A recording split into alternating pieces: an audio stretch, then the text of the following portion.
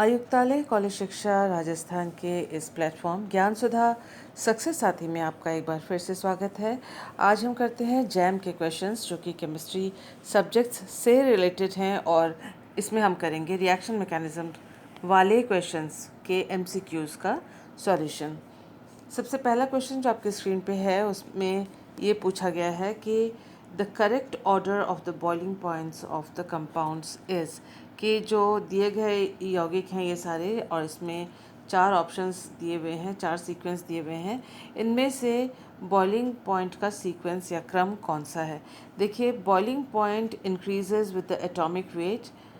Atomic weight के साथ साथ बॉइलिंग पॉइंट इंक्रीज़ होगा यहाँ पर, क्योंकि ये सारे जितने भी कंपाउंड्स इसमें आप देख सकते हैं, एक चीज़ बड़ी कॉमन है, वो है सभी एलिमेंट्स के साथ, चाहे वो कार्बन हो, सिलिकॉन हो, टिन हो या जीई हो, इन सब के साथ जो है आप देख सकते हैं कि H4 है, सबके साथ H4 है।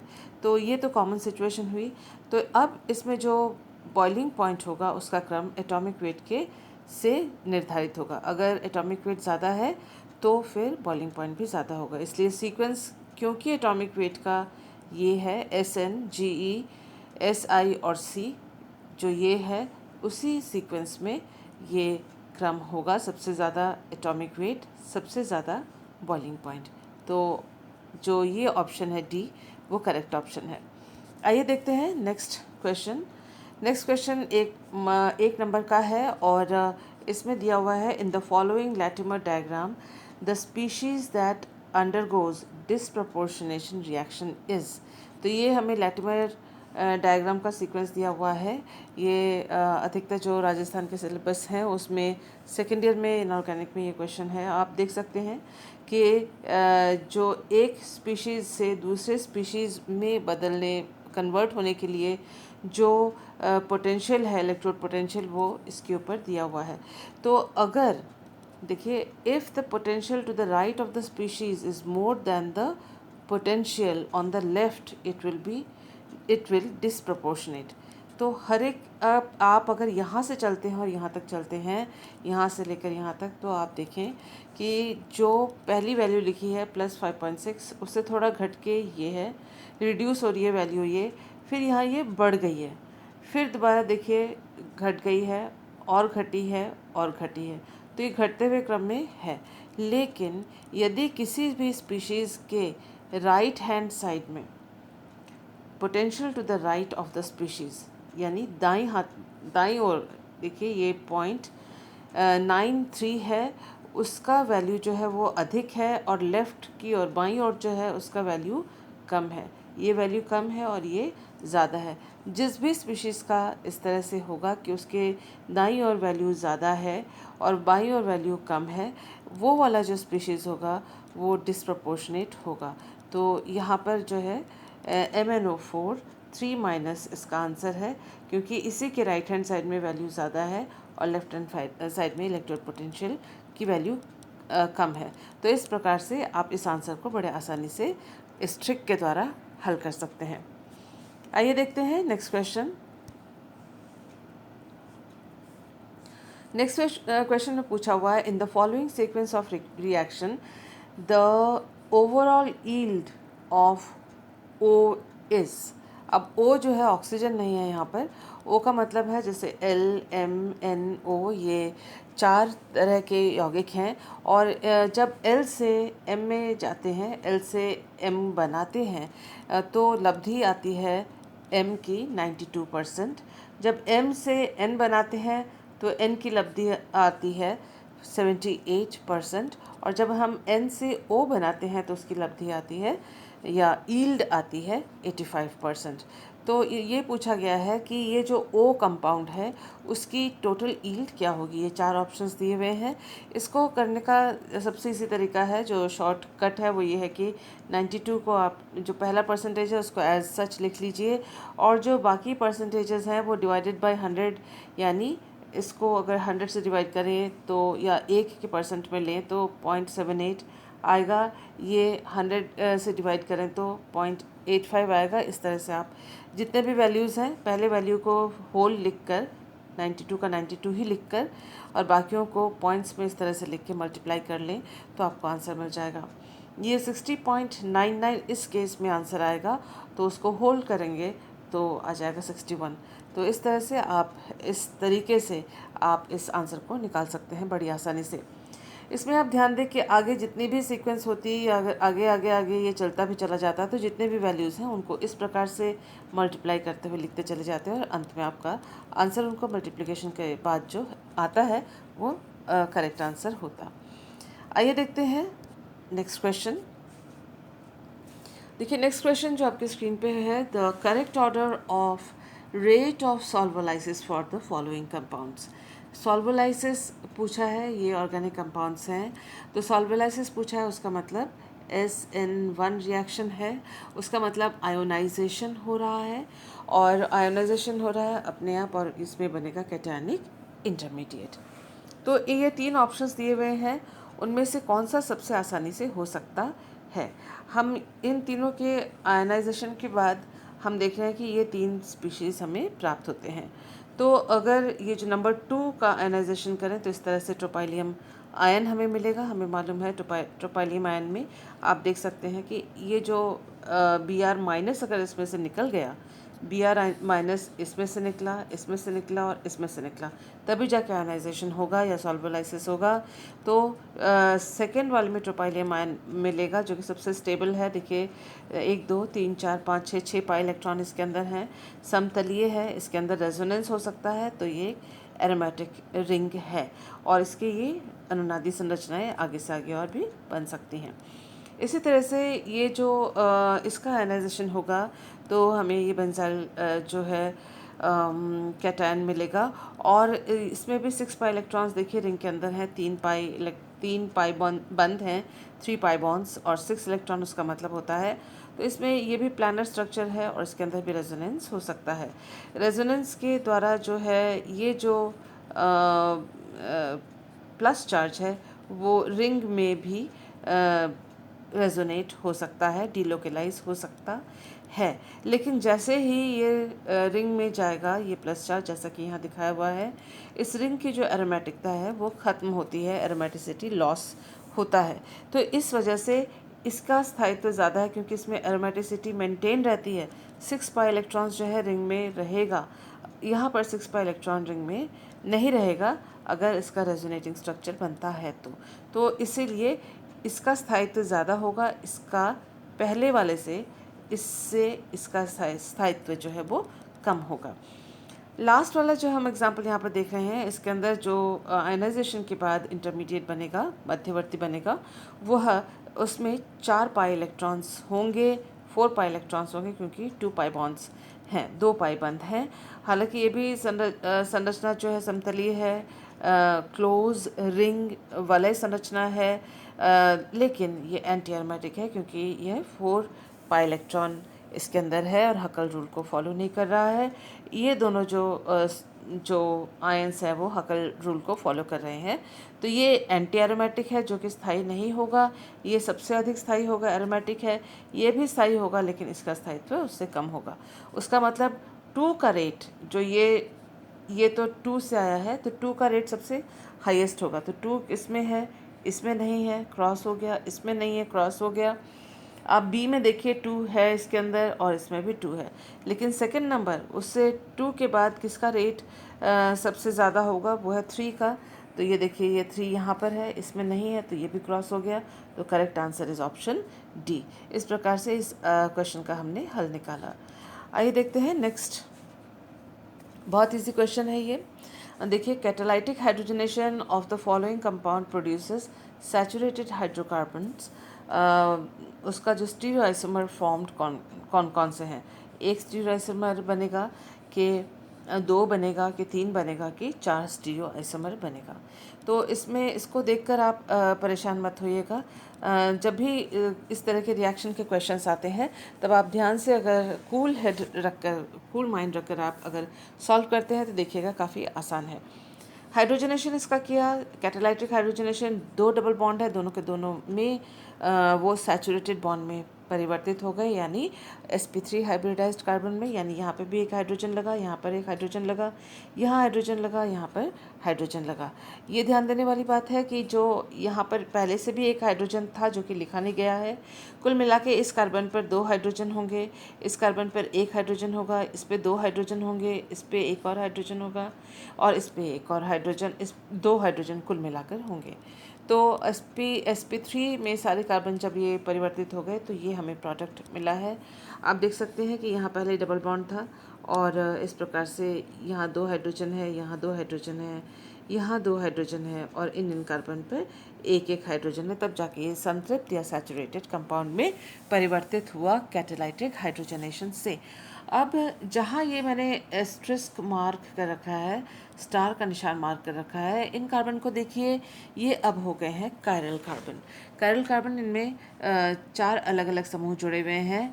तो आप अगर कंपाउंड इस वाले कार्बन को अगर देखते हैं तो आइए देखते हैं इसमें कौन कौन से समूह जुड़े हुए हैं। एक तो CH2Me, दूसरा H, तीसरा Me, और चौथा ये CH2, CHMe, CH2Me, ये बड़ा सा समूह जुड़ा हुआ है।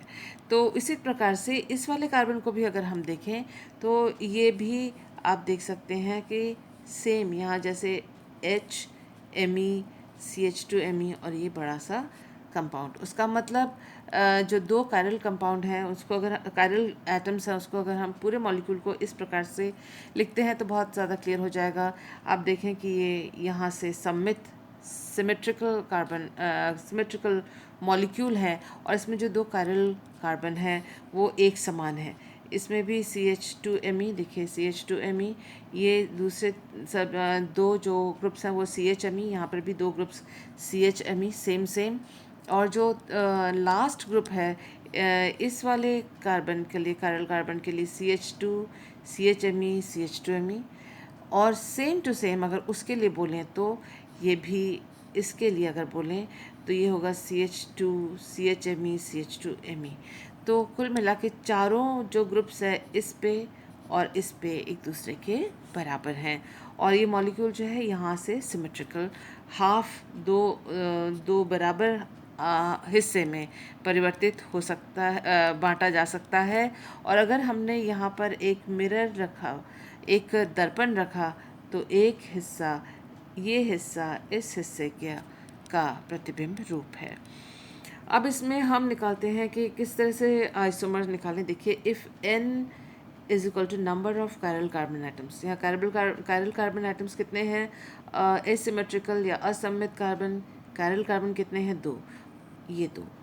Number of isomers with identical ends, अगर ये दोनों के सिरे कोई भी एसिमेट्रिक कार्बन में एक से ज़्यादा अगर कायरल कार्बन हो और उसके दोनों सिरे एक जैसे हों, यानी दोनों किनारे पे लगे हुए जो कायरल कार्बन हैं उनमें समान तरह के समूह लगे हुए हों, तो नंबर ऑफ आइसोमर्स की संख्या होती है ये 2 to the power n-1 plus 2 to the power n divided by 2 -1, जो ये फॉर्मूला लिखा हुआ है। और n जो है कायरल कार्बन की संख्या है इसके अंदर।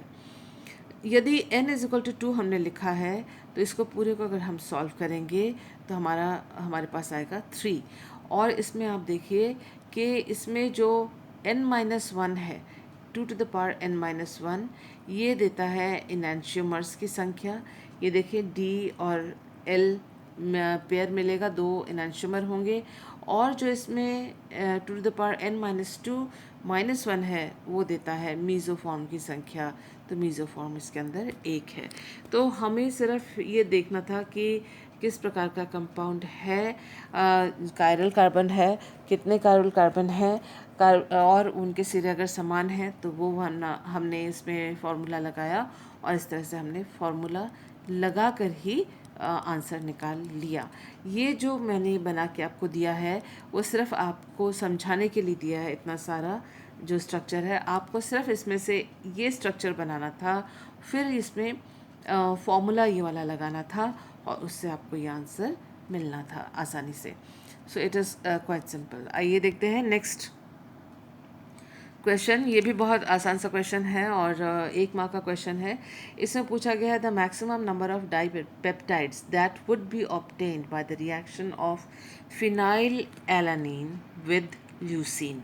हमें सिर्फ इतना मालूम होना चाहिए कि जो ये एमिनो एसिड्स हमें दिए गए हैं इनमें क्रियात्मक समूहों की संख्या 2 से अधिक नहीं है, यानी एक NH2 है, एक COOH है। बस अगर हमें इतना ही याद हो तो बिना इन संरचनाओं को याद रखे हुए भी हम इसका आंसर निकाल सकते हैं। तो इन्होंने ये पूछा है कि अधिकतम कितने प्रकार के डाईपेप्टाइड बन सकते हैं।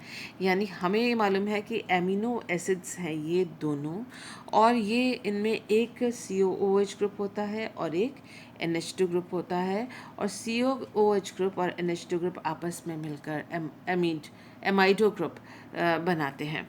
तो एमाइड जो बनता है वो अगर दो एक ही प्रकार के एमिनो एसिड्स आपस में लिंक हो जाएं तो भी बन सकता है, अलग अलग प्रकार के एमिनो एसिड के मॉलिक्यूल्स के जुड़ने से भी बन सकता है। देखिए संभावनाएं क्या है, पॉसिबिलिटीज़ क्या हैं।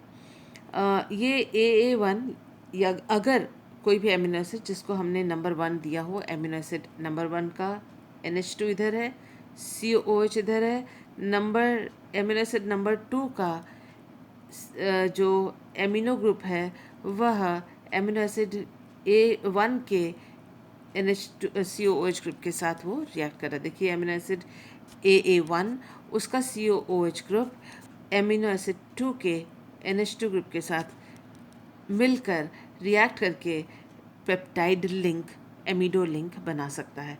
ये एक संभावना हुई। दूसरा ये है कि एमिनो एसिड 2 का COOH एमिनो एसिड 1 का NH2 के साथ आप देख सकते हैं जुड़ सकता है, तो पेप्टाइड लिंक इससे भी बन सकता है। तो ये हैं 2 प्रकार के।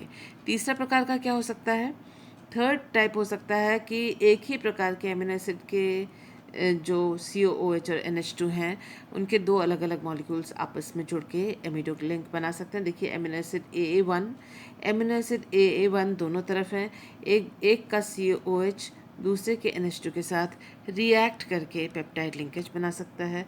तो ये हुई तीसरा पॉसिबिलिटी।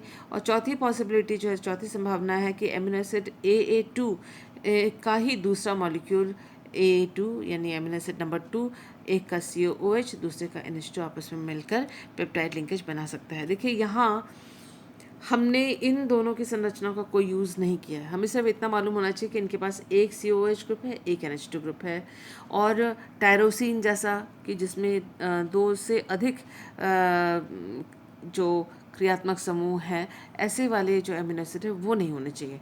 सिंपल वाले एमिनो एसिड से तो आप उनकी संरचना अगर ना भी जानें तो भी आप इस प्रकार से आंसर लिख सकते हैं।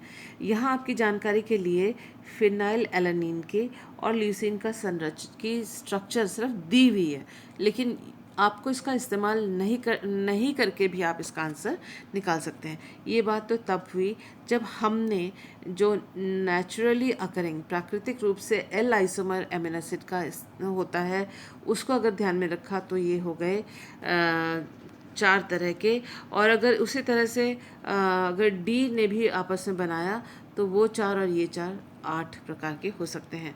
फिर आगे L एंड D के कॉम्बिनेशन से बहुत सारे हो सकते हैं। तो ये बहुत ज़्यादा सोचना हो जाएगा, लेकिन जैम के नज़रिए से और यहाँ जो इन्होंने पूछा है उसके नज़रिए से सिर्फ 4 ही इसका आंसर होगा, और this is the correct answer कि 4 isomers 4 types of dipeptides will be formed. 4 इसका उत्तर है, यहाँ 4 लिखा जाएगा।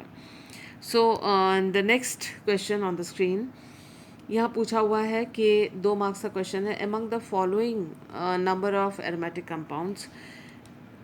ये 1 मार्क्स का क्वेश्चन था, 2 मार्क्स का नहीं था। तो हम देख लेते हैं क्वेश्चन क्या है।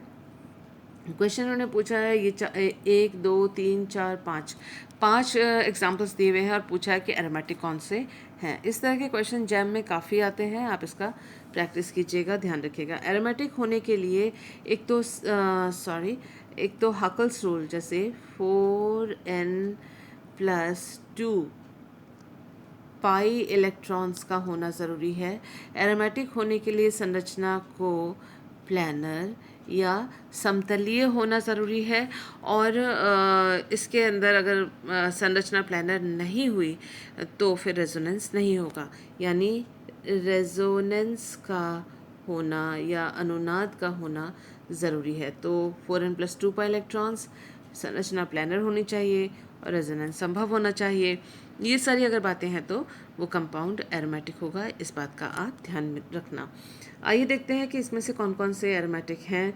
जो नज़र पड़ते ही दिख जाता है वो ये है, जो कि 4 पाई इलेक्ट्रॉन है और ये एंटी एरोमेटिक है। तो ये तो किसी भी हालत में एरोमेटिक नहीं होगा। क्यों? इसमें देख लीजिए 2 पाई 2 पाई, तो ये हो जाएगा 4 पाई इलेक्ट्रॉन्स, ये 2 और ये 2, एक एक पाई बंद में 2 इलेक्ट्रॉन्स, तो 4 पाई इलेक्ट्रॉन। और इसके अलावा 4 पाई इलेक्ट्रॉन्स के अलावा बोरोन के ऊपर कोई लोन पेयर नहीं है, तो और कोई पाई इलेक्ट्रॉन नहीं है, 4 पाई इलेक्ट्रॉन्स हैं, तो ये एंटी एरोमेटिक है। ये लिस्ट से हट गया। इस वाले एग्जाम्पल को देखते हैं। इसमें देखें ये 2 पाई इलेक्ट्रॉन्स, एक बंद में 2 पाई इलेक्ट्रॉन होते हैं पाई बंद में, इसमें 2 2+2 4, और ये ऑक्सीजन के ऊपर भी लोन पेयर ऑफ इलेक्ट्रॉन्स होते हैं, तो वो अपने लोन पेयर ऑफ इलेक्ट्रॉन्स इस वलय को दे देगा। इसमें अनुनाद करवाने के लिए प्लानर संरचना है, इसमें रेजोनेंस हो सकता है। ये जो C डबल बॉन्ड O है, इसमें ऑक्सीजन इलेक्ट्रोनेगेटिव होने की वजह से इलेक्ट्रॉन्स को अपनी ओर खींच लेता है, जिसकी वजह से कार्बन के ऊपर डेल्टा प्लस और ऑक्सीजन के ऊपर डेल्टा माइनस इस कार्बोनल फंक्शन में आ जाता है। और क्योंकि ये समतलीय संरचना है तो इस तरह से रेजोनेंस भी इसके अंदर हो सकता है। देखिए ये ऐसे, ये पाई बॉन्ड के इलेक्ट्रॉन्स आगे चले गए और इस तरह से संरचना के अंदर पूरे में रेजोनेंस हो सकता है। तो उसका मतलब ये 6 पाई इलेक्ट्रॉन को पूरा करता है। ये दिस इज़ एरोमेटिक। यहाँ देखते हैं ये 2 पाई इलेक्ट्रॉन्स, इसके लोन पेयर 2 4, इसके लोन पेयर 2 4 सॉरी 6, तो टोटल जो होगा इसके अंदर भी 6 पाई इलेक्ट्रॉन्स है। 1 2, इसके लोन पेयर 3 4, और इसके लोन पेयर्स नाइट्रोजन के 5 6। इसमें भी जैसे इस कार्बोनाइल ग्रुप में था उसी तरह से इस कार्बोनाइल ग्रुप में कार्बन ऑक्सीजन बंध में ऑक्सीजन के ऊपर माइनस, ऑक्सीजन के ऊपर माइनस, डेल्टा माइनस, और कार्बन के ऊपर डेल्टा प्लस, और इस वाले कार्बन के ऊपर भी डेल्टा प्लस चार्ज रहता है। समतलीय संरचना है और इसके अंदर रेजोनेंस हो सकती है। तो ये 6 पाई इलेक्ट्रॉन्स, इसमें भी 6 पाई इलेक्ट्रॉन्स, इसमें देखते हैं 1 2 3 4, यानी 4 पाई इलेक्ट्रॉन्स हैं इसके अंदर, 4 पाई इलेक्ट्रॉन्स हैं। इसके अलावा नाइट्रोजन के जो लोन पेयर ऑफ इलेक्ट्रॉन्स हैं वो भी इस वलय में रेजोनेंस के द्वारा, और पाई इलेक्ट्रॉन्स p ऑर्बिटल पे होते हैं तो इसके ऊपर रेजोनेंस के द्वारा विस्थापित या डिलोकलाइज होते हैं और रेजोनेंस प्रदर्शित करते हैं। तो कुल मिला के p इलेक्ट्रॉन्स या पाई इलेक्ट्रॉन्स है 1 2 3 4 एंड 5 6।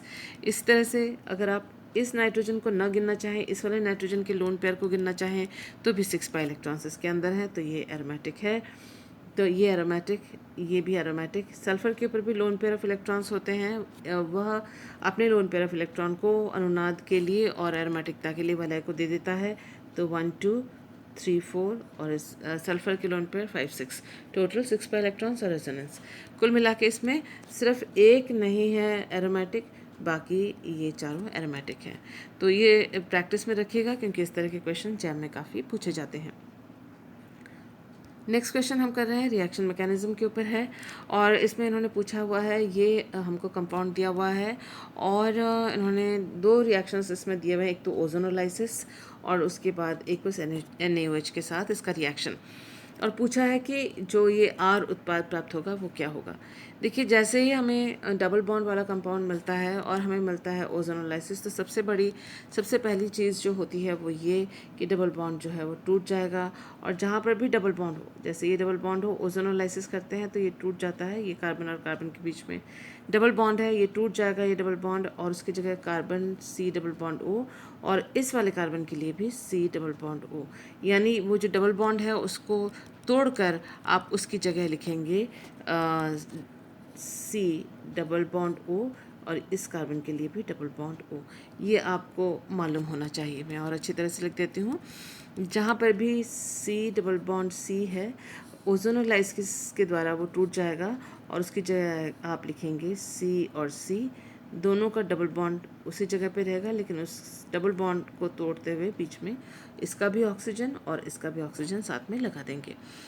अब देखते हैं कि इन्होंने ये जो 4 हमें ऑप्शन दिए हुए हैं उसमें से कौन सा इसका प्रोडक्ट है। ध्यान से देखिए कि इसमें क्या हो रहा है। देखिए ये हमने यौगिक लिया है और इसका ओजोनोलाइसिस जैसे दिखाया बताया था आपको, उसकी जगह C डबल बॉन्ड C की जगह यहाँ C डबल बॉन्ड O लगा दिया है।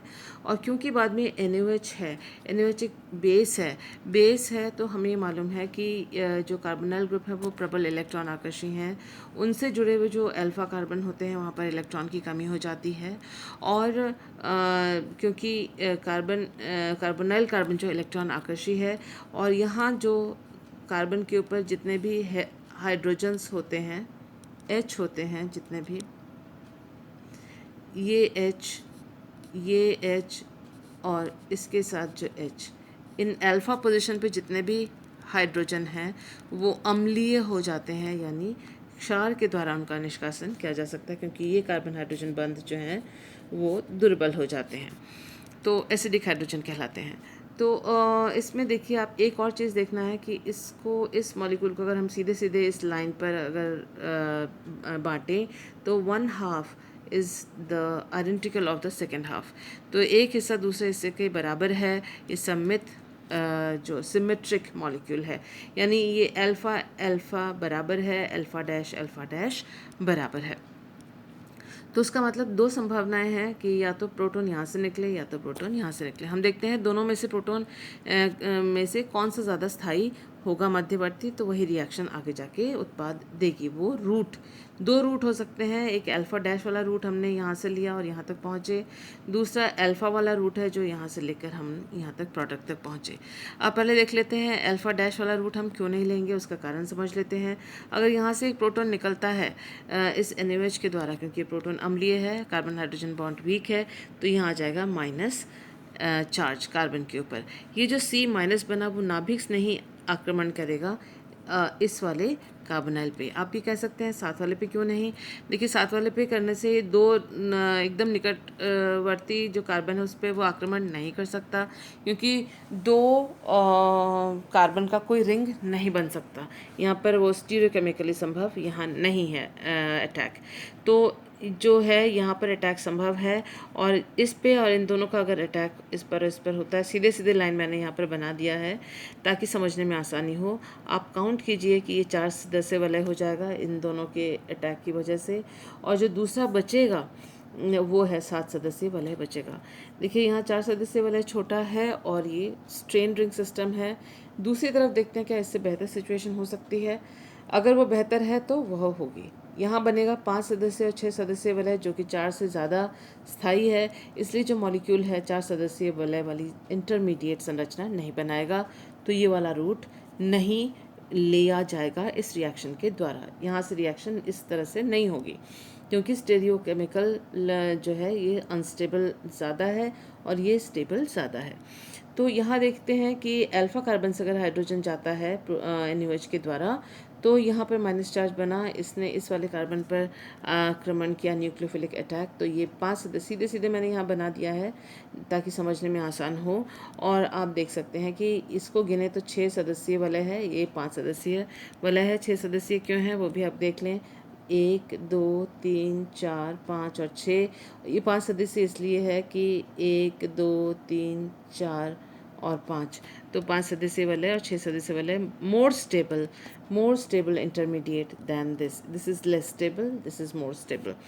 तो अभी जाके ये रिएक्शन आगे हो रही है। देखिए प्रोटोनेशन होगा तो ये O माइनस जो है, देखिए ऑक्सीजन के ऊपर अटैक हुआ था, पाई इलेक्ट्रॉन्स ऑक्सीजन अपने ऊपर ले लिया, तो जिसकी वजह से ऑक्सीजन के ऊपर जो आएगा माइनस चार्ज आ गया था यहाँ पर। अब प्रोटॉन इसने लिया तो OH में परिवर्तित हो गया। अब यहाँ डबल बॉन्ड O है और ये H और OH निकल जाएंगे तो इनोन बनेगा, और ये रेजोनेंस के द्वारा स्टेबल होता है इनोन, तो ये हमारा उत्पाद बनेगा। और एक्वस NaOH लिया था तो एक्वस NaOH के साथ इस तरह से रिएक्शन ये हुआ। तो अब ये उत्पाद बना है, ये इनमें से कौन सा है वो देख लेते हैं। तो देखें 6 सदस्य वलय में सी डबल बॉन्ड ओ होना चाहिए। तो 5 सदस्य में 6 जो सी डबल बॉन्ड ओ है वो नहीं होगा और ये नहीं होगा। उसके अलावा हम देख सकते हैं कि अपने उत्पाद में कि 6 सदस्य वलय में एक CH2 छोड़ के 2 Me ग्रुप लगे हुए हैं। तो इसमें आप देखें कि इसमें 6 सदस्य वलय में Me ग्रुप लगे हैं, 6 सदस्य में Me ग्रुप नहीं है तो ये नहीं होगा। और ये 6 सदस्य वलय में Me ग्रुप लगा हुआ है। इसकी तरह आप ये निशान हटा के दिखाती हूँ। तो ये देखिए 6 सदस्य वाले में Me ग्रुप लगाए हुए हैं, दोनों डायमिथाइल ग्रुप हैं। तो ये भी वही है, same to same. So this is the answer. आइए देखते हैं नेक्स्ट क्वेश्चन। नेक्स्ट क्वेश्चन में ये इन्होंने कन्वर्शन पूछी हुई है कि इस कंपाउंड को इसमें बदलने के लिए इन चारों ऑप्शन में से कौन सा सही है। पहले हम देख लेते हैं दोनों में क्या अंतर है। देखिए ये बेंजीन रिंग को कुछ नहीं हुआ है, इट इज़ एज सच। ये मिथाइल ग्रुप वैसा ही है, सिर्फ यहाँ जो 1 और 2 कार्बन थे उसमें से अब एक ही कार्बन बच गया है। तो हमको ये ध्यान में रखना है कि एक कार्बन की कमी है, यहाँ से यहाँ तक आने में एक कार्बन की कमी है। आइए देखते हैं कि ऑप्शन हमको क्या दिया हुआ है। एक तो जो देखते से ही पता पड़ता है दैट इज़ ओजोनोलाइसिस। ओजोनोलाइसिस जैसे कि इससे पहले मैंने आपको बताया था, जहाँ पर भी डबल बॉन्ड होगा उसको वो तोड़ देगा। तो कितने यहाँ पर तोड़ेगा, यहाँ तोड़ेगा, यहाँ तोड़ेगा, यहाँ तोड़ेगा। तो इतनी बार तोड़ेगा तो बहुत सारे छोटे छोटे पीसेस आपको प्रोडक्ट के रूप में मिलेंगे, जिसको देखते ही जबकि हमारे प्रोडक्ट तो होल है, इसमें काफ़ी 2-3 डबल बॉन्ड्स और पड़े हैं, तो इसको हमने पहले ही हटा दिया।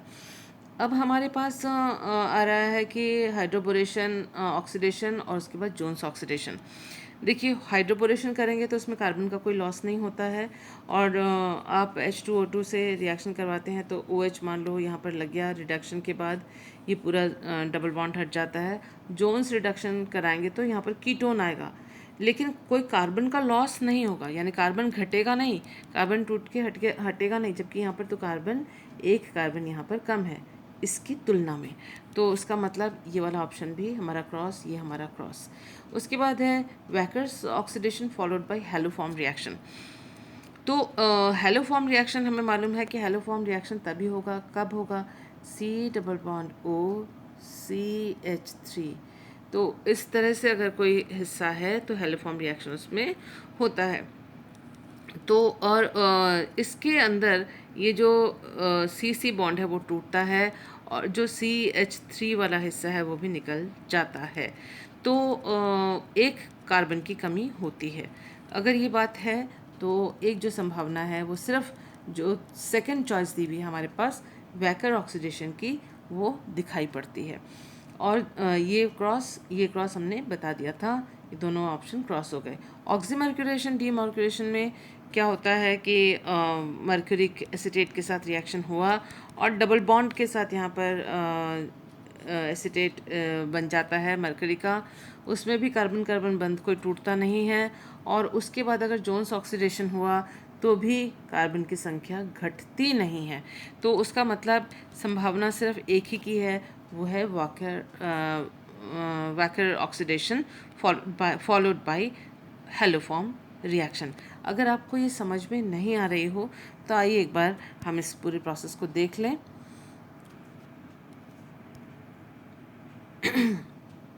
ये देखिए हमने ये सबस्ट्रेट बनाया हुआ है, और सबस्ट्रेट के साथ जो है ये 4 पॉसिबिलिटीज़ हमने ली हुई हैं। पहले हाइड्रोबोरेशन और जोन्स ऑक्सीडेशन।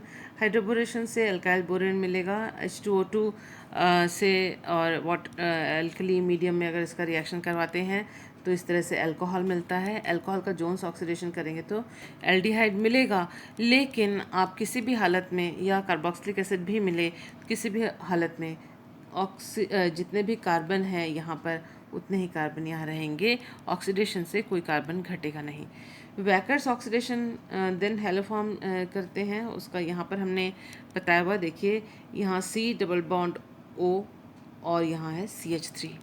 अब ध्यान से देखिए, ये C डबल बॉन्ड O है और यहाँ है CH3। जो ये लाइन दी हुई है वो CH3 की है, ये C डबल बॉन्ड O है।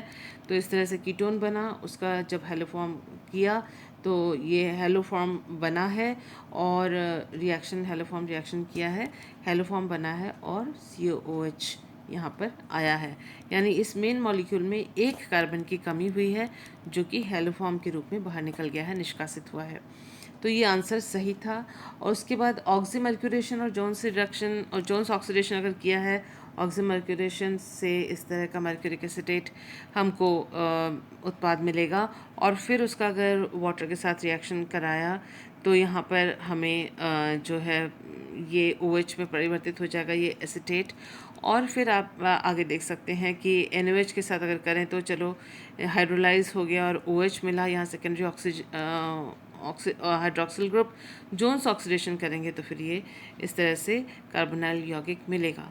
कार्बोनाइल यौगिक मिलेगा तो सही, लेकिन ये अंतिम प्रोडक्ट होगा इसका। फर्दर इसमें से कार्बन की संख्या यहाँ जितनी है वहाँ इतनी है, कोई कमी नहीं आई है, तो ये भी उत्तर नहीं है। ओजोनोलाइसिस से ये पूरा मॉलिक्यूल इस प्रकार से टूट जाएगा, तो ये भी उत्तर नहीं है। उत्तर सिर्फ ये है जो कि इससे पहले हमने समझा था। अगर आपको इस सारे को नोट करना है तो वीडियो को पॉज करके आप इसको नोट कर सकते हैं। जहाँ भी आपको लगे कि हमको कुछ नोट करना है, वीडियो को पॉज कीजिएगा या रिपीट करके देखिएगा, फिर आप उसको नोट करते हुए जाइएगा। नेक्स्ट क्वेश्चन है हमारे पास। नेक्स्ट क्वेश्चन है, in the following reaction the major products E and F respectively are. तो ये क्वेश्चन हमको दिया हुआ है और इसमें हमको E क्या है और F क्या है ये पूछा गया है। हमारे पास इस तरह से 4 ऑप्शन दिए हुए हैं। अब देखिए, जब भी हमने CO2 देखा और हमने फिनॉल देखा और NaOH का देखा तो हमें ये मालूम हो जाना चाहिए ये कोलबे-श्मिट रिएक्शन है और जिससे कि सैलिसिलिक एसिड उत्पाद में मिलता है। तो सैलिसिलिक एसिड यहाँ भी है और यहाँ पर भी है, तो ये तो हमें देखते ही मालूम हो जाना चाहिए। और नेक्स्ट जो है ये याद रखिएगा कि CO2 NaOH और फिनॉल के साथ रिएक्शन है, कोलबे-श्मिट रिएक्शन है और सैलिसिलिक एसिड प्रोडक्ट के रूप में प्राप्त होता है। इम्पॉर्टेंट कंपाउंड है सैलिसिलिक एसिड बायो के नज़रिए से भी और फिर प्लांट्स के मेटाबॉलिज्म के हिसाब से भी और इंडस्ट्रियल प्रोडक्ट के रूप इंडस्ट्रियल कंपाउंड के रूप में भी ये काफ़ी इम्पॉर्टेंट है। इसके अलावा नेक्स्ट रिएक्शन उन्होंने दिया हुआ है एसिटिक एनहाइड्राइड के साथ।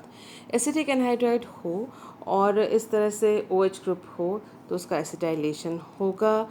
तो एसिटाइलेशन यहाँ पर जो दे रखा है इन्होंने वो इन्होंने CO2CH3 दे रखा है जो कि गलत है, और ये इन्होंने दे रखा है COOH और OH ग्रुप का एसिटाइलेशन हुआ तो एसिटाइल सैलिसिलिक एसिड यानी एस्पिरिन बना है। तो this is the correct answer. अगर आपको इसका पूरा रिएक्शन देखना है तो आइए एक बार और समझ लेते हैं। हालांकि इजी रिएक्शन था, देखते ही आपको आइडेंटिफाई हो जाना चाहिए था, लेकिन फिर भी अगर आपको ऐसा लगता है कि नोट करना है तो आप ये रहा इसका पूरा आंसर, जिसको वर्कआउट करने की ज़रूरत नहीं है। जब आप एग्ज़ाम में इसका आंसर लिखें तो आपको सिर्फ टिक करना होता है, मैकेनिज़्म तो देनी नहीं है। तो MCQ तो आप आराम से कर सकते हैं, लेकिन अपनी नॉलेज के लिए आइए देखते हैं। ये रहा फिनॉल से शुरू किया है। सोडियम हाइड्रोक्साइड के प्रेजेंस में फिनॉल क्योंकि अपना प्रोटॉन छोड़ देता है फिनॉक्साइड आयन के रूप में, ये उसका रेजोनेटिंग स्ट्रक्चर हुआ। ऑर्थो पोजीशन पे कार्बन डाइऑक्साइड के साथ इस तरह से न्यूक्लियोफिलिक अटैक हुआ और ये देख सकते हैं आप इस तरह से ऑर्थो पोजीशन पे जो CO2 का मॉलिक्यूल लग गया कार्बन के साथ, एक हाइड्रोजन ऑलरेडी यहाँ पर है और इस तरह से आप देख सकते हैं कि ये हाइड्रोजन यहाँ से लूज़ हो रहा है किसके रूप में, H+ के रूप में यहाँ से चला गया।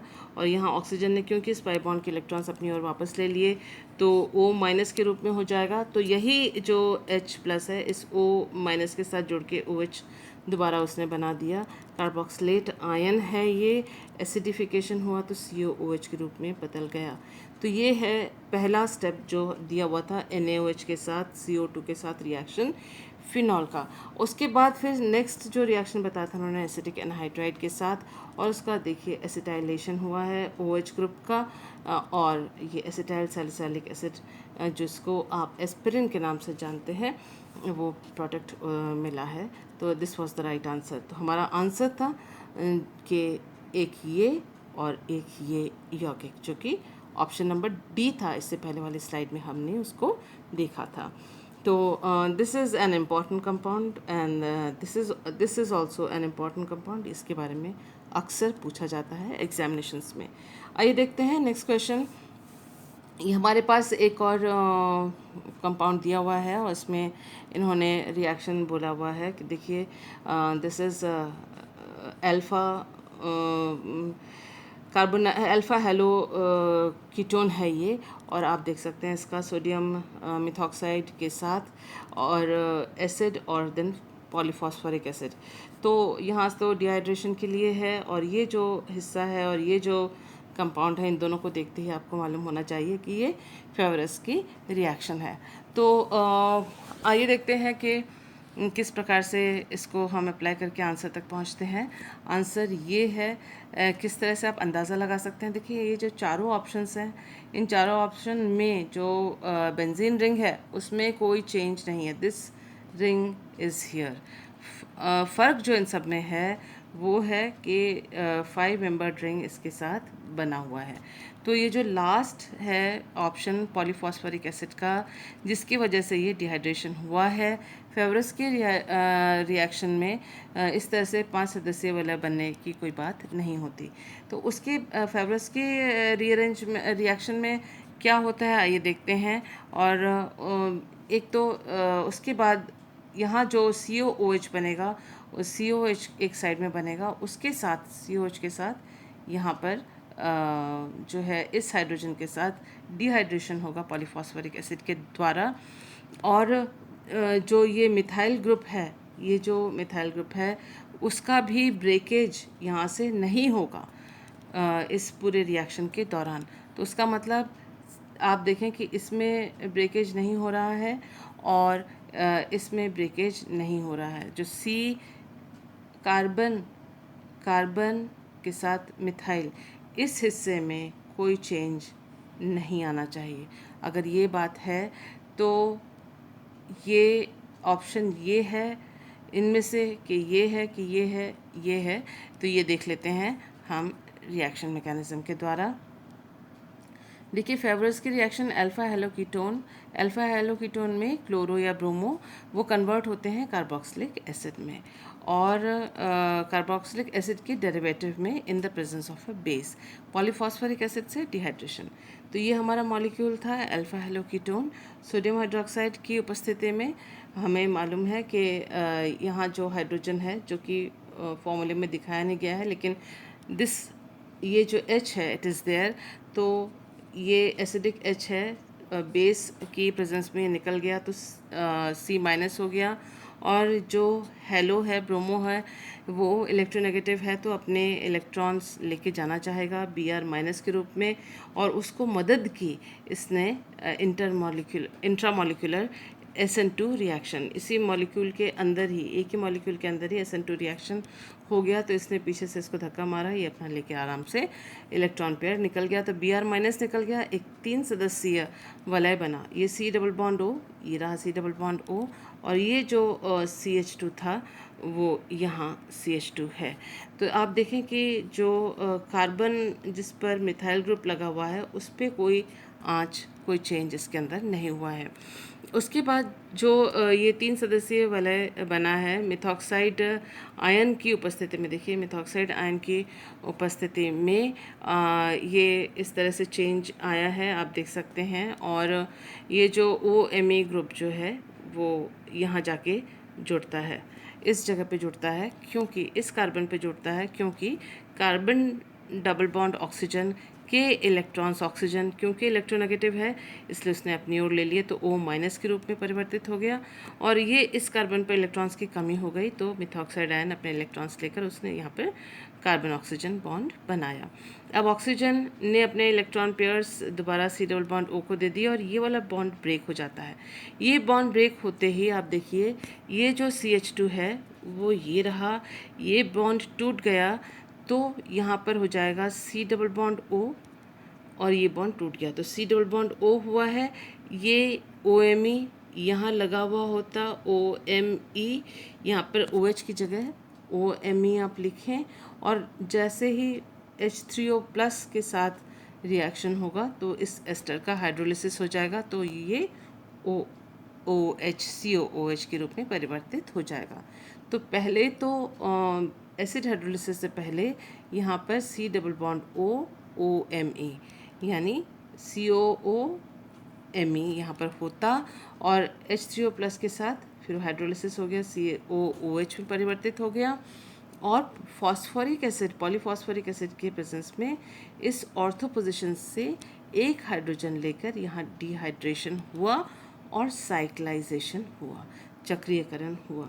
तो आप देख सकते हैं कि ये जो C बॉन्ड और इस C में Me इसमें कोई परिवर्तन नहीं आया है, जबकि उसके ऑर्थो के साथ C डबल बॉन्ड O लगकर ये रिएक्शन पूरी हुई है। तो आइए देखते हैं ये कौन सा ऑप्शन है। ये ऑप्शन ये रहा। देखिए ये बॉन्ड कोई चेंज नहीं आया, इसमें कोई चेंज नहीं आया, लेकिन इसके ऑर्थो पोजीशन पे C डबल बॉन्ड O के साथ साइक्लाइजेशन हुआ है। So this was the answer. आइए देखते हैं next question. Next question 2 marks का है। इसमें इन्होंने एक हमको कार्बोनाइल एरोमेटिक कार्बोनाइल ग्रुप दिया हुआ है और NH2OH और HCl दिया हुआ है। देखते ही पता पड़ता है ऑक्साइम बनेगा। और उसके बाद है H2SO4 H2O और फिर उसके बाद है बेकमैन रीअरेंजमेंट दिखता है ऑक्साइम का। और उसके बाद हमारे पास जो लास्ट है वो है Br2 FeBr3। तो उसका मतलब यहाँ पर इलेक्ट्रोफिलिक सब्स्टिट्यूशन रिएक्शन होगा बेंजीन के ऊपर। मान लीजिए कि हमको इन सब चीज़ों का पता नहीं, वैसे तो इसका आंसर हम पीछे नेक्स्ट स्लाइड में आपको दिखा रहे हैं, लेकिन एक बार को मान लीजिए कि हमको याद नहीं है, तो हम दिमाग को ठंडा रखते हुए इस आंसर को कैसे कर सकते हैं। हम सबसे पहले, क्योंकि बड़ा इजी से इन्होंने ऑप्शन दे रखा है, इन सभी ऑप्शंस में आप देखिए एक चीज़ तो कॉमन है, वो ये कि दोनों बेंजीन रिंग सभी में दिए हुए हैं, नो प्रॉब्लम। नेक्स्ट इन्होंने दिया हुआ है सबके साथ ही एक में C double bond O NH, C double bond O NH, C double bond O NH, C double bond O NH। तो इस तरह से इन्होंने ये दोनों चीज़ें हमको रीअरेंजमेंट के बाद दे रखी हैं।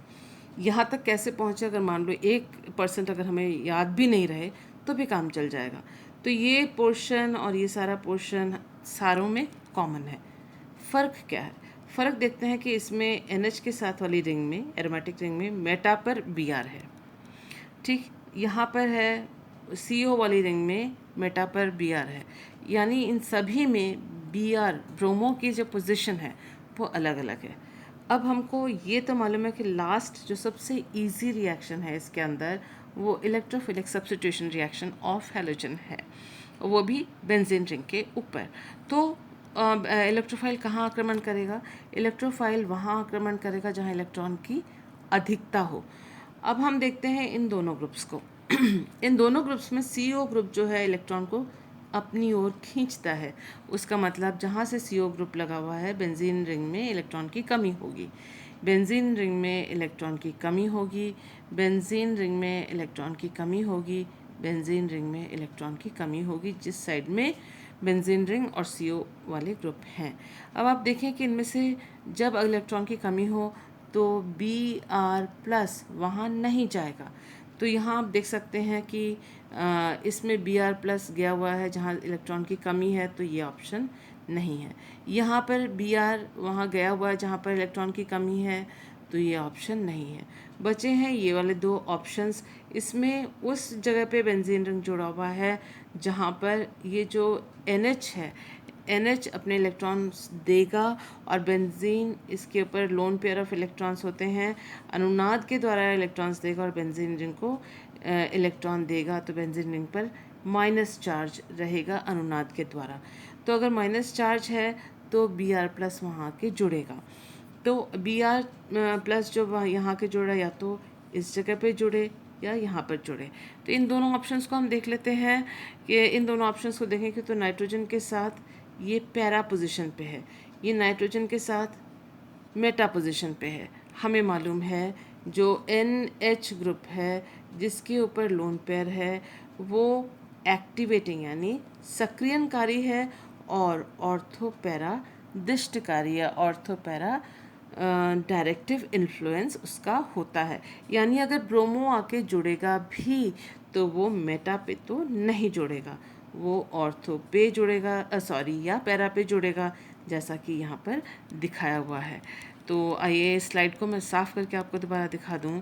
देखिए ये ऑप्शन सी है, हम बेकमैन रीअरेंजमेंट पर भी नहीं गए, ऑक्साइम फॉर्मेशन भी नहीं किया, इसके बारे में आपको बता दूंगी। तो ये देखिए, ये रिंग हो जाएगी पॉजिटिव चार्ज, ये रिंग हो जाएगी नेगेटिव चार्ज, ये इलेक्ट्रॉन खींचता है बेंजीन से, ये NH जो है इलेक्ट्रॉन देता है बेंजीन को, रेजोनेंस के द्वारा इलेक्ट्रॉन रिच होगा और ऑर्थो पे या पैरा पे जुड़ेगा। तो ये NH के पैरा पे ब्रोमो है, यहाँ जो NH के मेटा पर ब्रोमो है, जो कि गलत है, क्योंकि इलेक्ट्रॉन्स जो रेजोनेंस के द्वारा NH ग्रुप छोड़ता है वो इलेक्ट्रॉन्स जो हैं ऑर्थो पोजीशंस पे और पैरा पोजीशंस पे अधिक होते हैं, मेटा पे नहीं।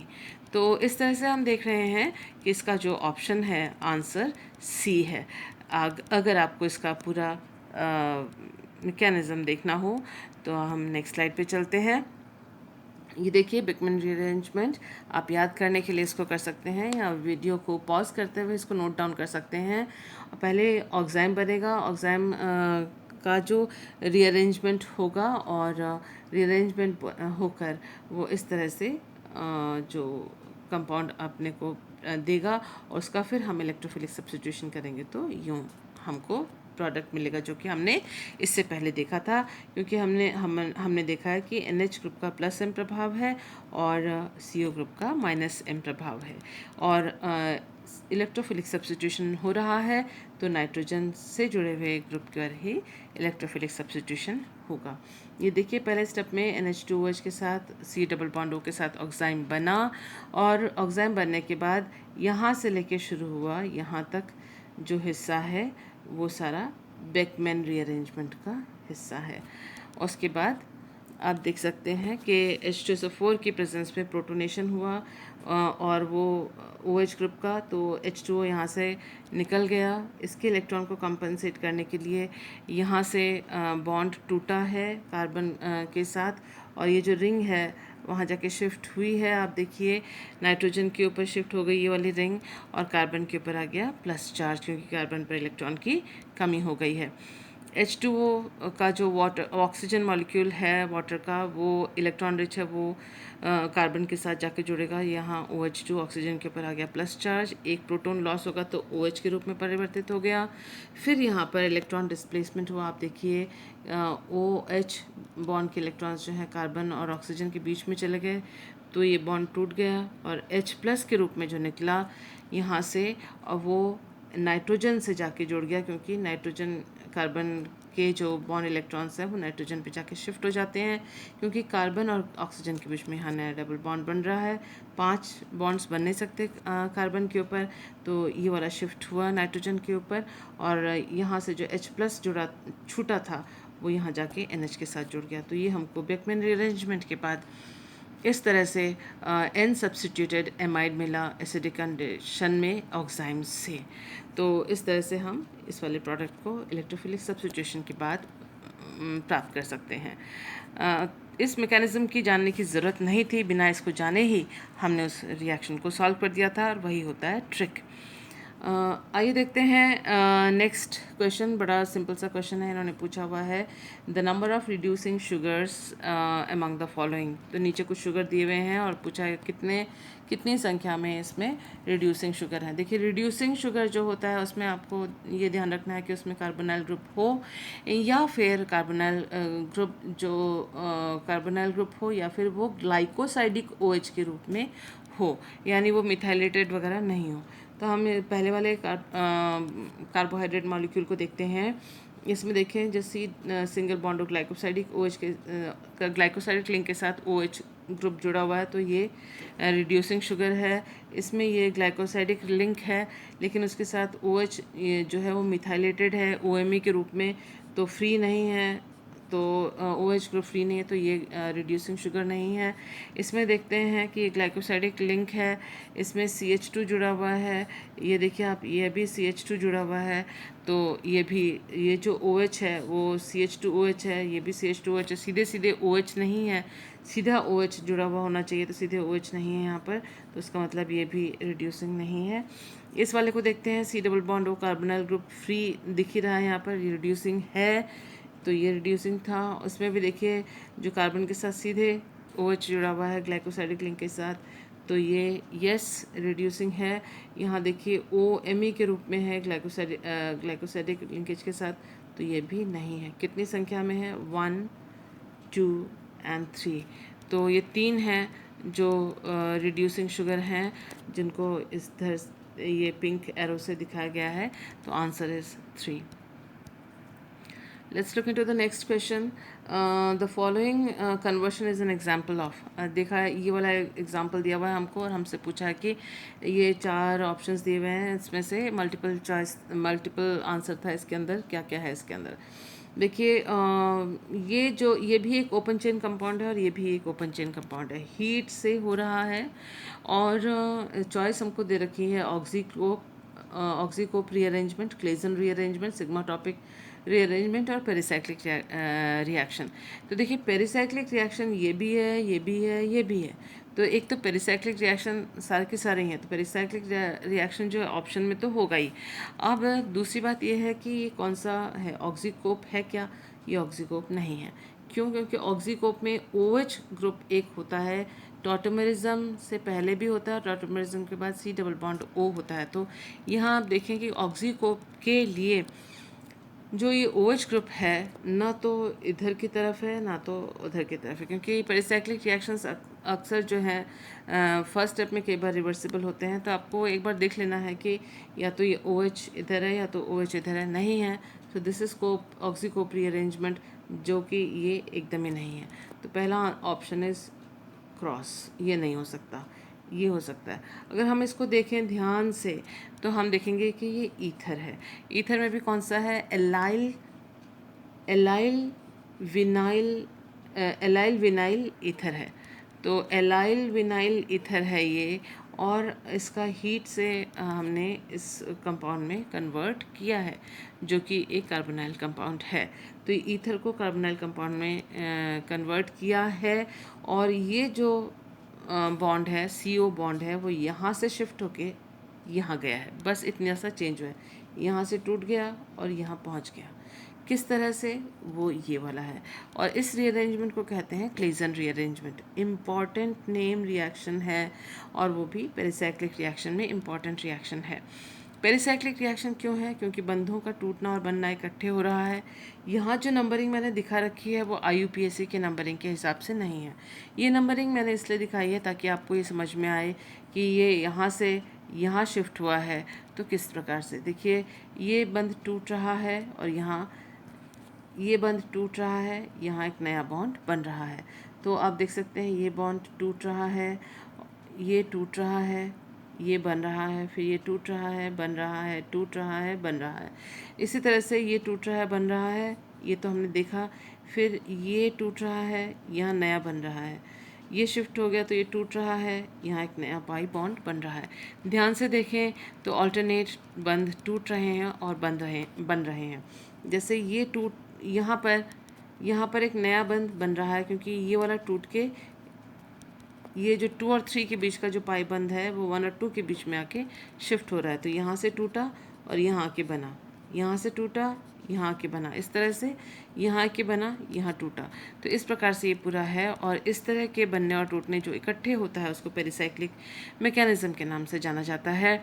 और इस तरह से आप देख सकते हैं कि इसकी बनने टूटने की प्रक्रिया जब पूरी हो जाती है तो इस रूप में परिवर्तित हो गया, और इसको जब हमने खोल के लिखा तो इस तरह से परिवर्तित हो गया।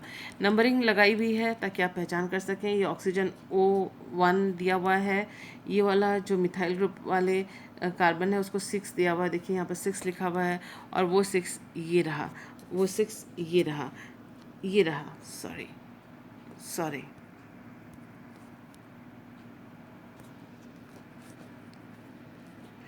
तो आप देख सकते हैं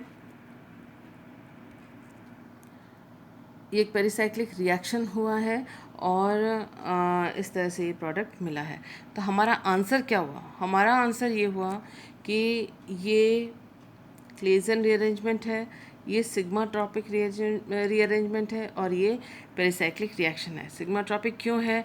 क्योंकि सिग्मा ट्रॉपिक इन एक सिग्मा बॉन्ड इस पोजीशन से इस पोजीशन में पहुंचा है। आप देख सकते हैं यहाँ से इस पोजीशन से इस पोजीशन पे पहुंचा है। बस इतनी सी बात हुई, यहाँ से शिफ्ट हुआ, इन दोनों के बीच में सिग्मा बॉन्ड शिफ्ट हुआ और ये पाई बॉन्ड जो इधर और इधर आ गए। देखिए, ये देखिए, ये सिग्मा बॉन्ड यहाँ चला गया, ये पाई बॉन्ड्स यहाँ और ये वाला पाई बॉन्ड यहाँ।